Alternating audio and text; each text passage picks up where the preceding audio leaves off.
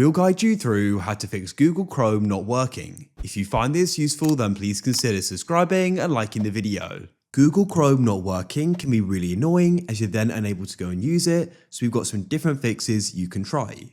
To get started, press the search bar at the bottom and go and type in Task Manager.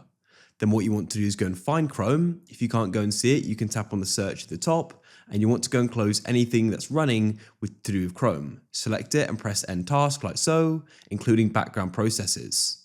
Then what you can try doing is launching Chrome and go and see if it's now working. If it is, then great. If it still isn't, then what you want to do is go and find your Chrome shortcut, right click on it and click Open File Location, and you want to get to the application. What you want to do is go and tap on it with it selected, and you can rename it, add something to the end like a 2 for example, press continue as we're renaming it. Then you can go and right click on it here, and you want to go and click on Show More Options, and you want to go and hover over Send To, and go and press Desktop Create Shortcut. You've now got yourself a new shortcut, and you want to try using that shortcut instead of the original one. And hopefully now that's going to be working. If this still isn't, then it's worth uninstalling and reinstalling Chrome.